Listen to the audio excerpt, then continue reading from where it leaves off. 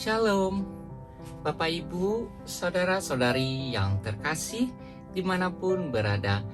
Damai sejahtera buat kita semua dari Tuhan kita Yesus Kristus. Seperti biasanya setiap hari kita merayakan pestanya orang-orang kudus. Hari ini hari Rabu tanggal 13 April tahun 2022 kita merayakan salah satu pestanya orang kudus, yaitu Santo Martinus I, Paus dan Martir. Saya akan menceritakan bagaimana kisah dan perjalanan Santo Martinus Paus dan Martir ini secara singkat. Dengarkan ya Bapak Ibu, saudara-saudari yang terkasih. Martinus terpilih menjadi paus pada tahun 649. Ia memimpin gereja selama 7 tahun. Pada awal pontifikatnya, situasi gereja umumnya aman. Perhatiannya pada kepentingan gereja dan umat sangat besar. Ia berusaha memimpin gereja dengan sikap seorang gembala. 3 pokok perhatiannya yang utama ialah doa, membantu para miskin, dan mengajar. Perhatiannya terhadap kaum miskin sangat besar sehingga ia sendiri pun hidup dalam kondisi serba berkekurangan. Keamanan gereja terganggu dengan naiknya Konstantin II ke atas tahta sekaligus menyatakan diri sebagai kepala gereja Kristus. Selain itu, ia pun menyebarkan ajaran palsu monotelistisme bahwa Kristus hanya mempunyai satu kehendak. Hal ini menimbulkan pertentangan antara Martinus dan Konstantin II karena Martinus dengan tegas menolak ajaran itu. Penolakan Martinus itu menimbulkan amarah besar di pihak kaisar, bahkan melahirkan rencana pembunuhan atas dirinya. Para serdadu berusaha membunuh Martinus tetapi gagal. Sebagai gantinya, Martinus yang sudah tua dan sakit-sakitan itu ditangkap dan diusung ke sebuah kapal yang hendak berangkat ke Konstantinopel. Setelah sebulan berlayar, sampailah kapal itu di Pulau Naxos. Di pulau itu, Martinus ditawan selama lebih dari 1 tahun dengan penderitaan yang mengerikan. Setelah itu ia dibawa menghadap kaisar. Ia dihadapkan kepada senat kekaisaran dan dihukum mati dengan berbagai tuduhan palsu. Pakaian pontifikatnya ditanggalkan dan ia dihantar mengelilingi kota seperti para penjahat. Hukuman mati ditangguhkan dan diganti dengan pembuangan ke sebuah tempat sunyi hingga kematiannya pada tahun 655 sesudah 4 menderita sakit dan kelaparan.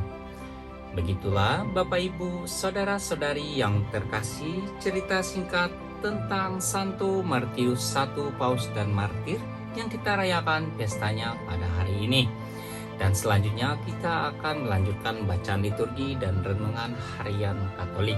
Terima kasih kepada Bapak Ibu, saudara-saudari sekalian yang telah setia selalu mengikuti mendengarkan renungan harian Katolik, bacaan santo dan perayaan orang-orang kudus lainnya.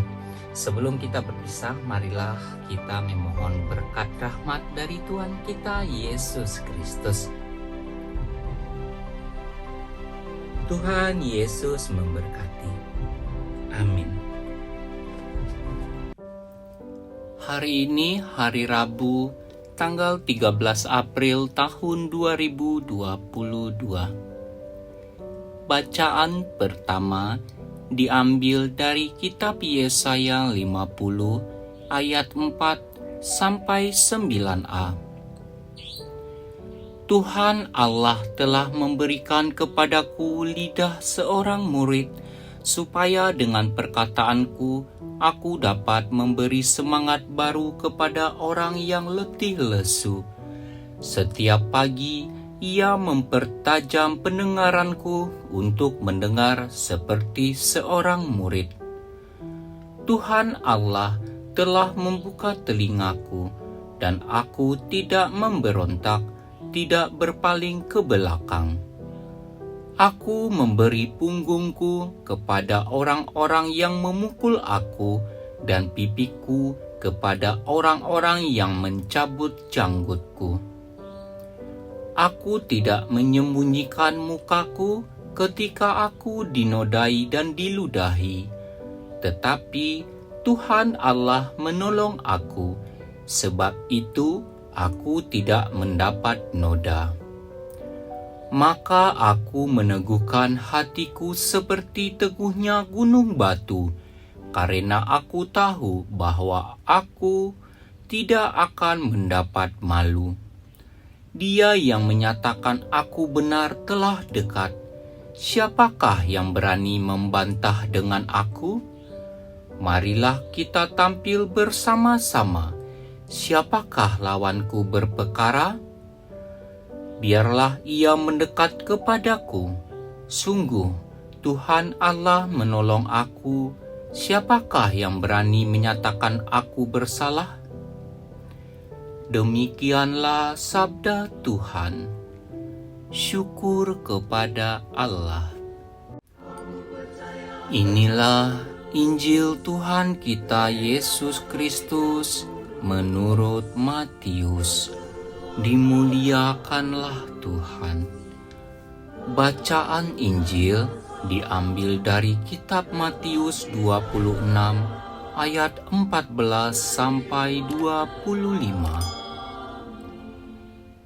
Sekali peristiwa, pergilah seorang dari ke-12 murid itu yang bernama Yudas Iskariot kepada imam-imam kepala.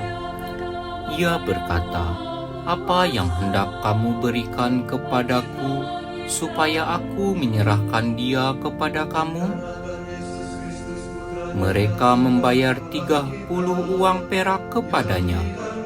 Dan mulai saat itu, Yudas mencari kesempatan yang baik untuk menyerahkan Yesus. Pada hari pertama dari hari raya roti tak beragi, datanglah murid-murid Yesus kepadanya dan berkata, "Di manakah engkau kehendaki kami mempersiapkan perjamuan Paskah bagimu?"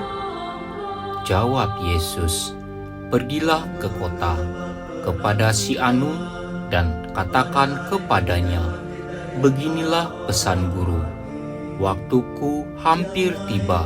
Di dalam rumahmulah aku mau merayakan Paskah bersama-sama dengan murid-muridku." Lalu murid-murid melakukan seperti apa yang ditugaskan Yesus kepada mereka dan mempersiapkan Paskah. Setelah hari malam, Yesus duduk makan bersama dengan ke-12 murid itu. Dan ketika mereka sedang makan, ia berkata, "Aku berkata kepadamu, sesungguhnya seorang di antara kamu akan menyerahkan aku." Dan dengan hati yang sangat sedih berkatalah mereka seorang demi seorang kepadanya, "Bukan aku ya Tuhan." Yesus menjawab, "Dia yang bersama-sama dengan aku mencelupkan tangannya ke dalam pinggan ini, dialah yang akan menyerahkan aku. Anak manusia memang akan pergi sesuai dengan yang ada tertulis tentang dia, tetapi celakalah orang yang olehnya anak manusia itu diserahkan. Adalah lebih baik bagi orang itu sekiranya ia tidak dilahirkan." Yudas yang hendak menyerahkan Yesus itu menyahut, "Bukan aku ya Rabi," kata Yesus kepadanya, "Engkau telah mengatakannya." Demikianlah sabda Tuhan. Terpujilah Kristus. Renungan Harian Katolik hari ini hari Rabu, tanggal 13 April tahun 2022. Ada pepatah mengatakan, ada kelahiran, pasti ada kematian, ada hitam, dan juga pasti ada putih. Pepatah inilah yang juga berlaku dalam kehidupan kita sehari-hari, bersama masyarakat. Di dalam hidup kita, terutama dalam relasi kita dengan orang lain juga demikian. Seringkali kita merasakan bahwa banyak orang yang kita percaya justru mengkhianati kita dan membuat kita sendiri sengsara.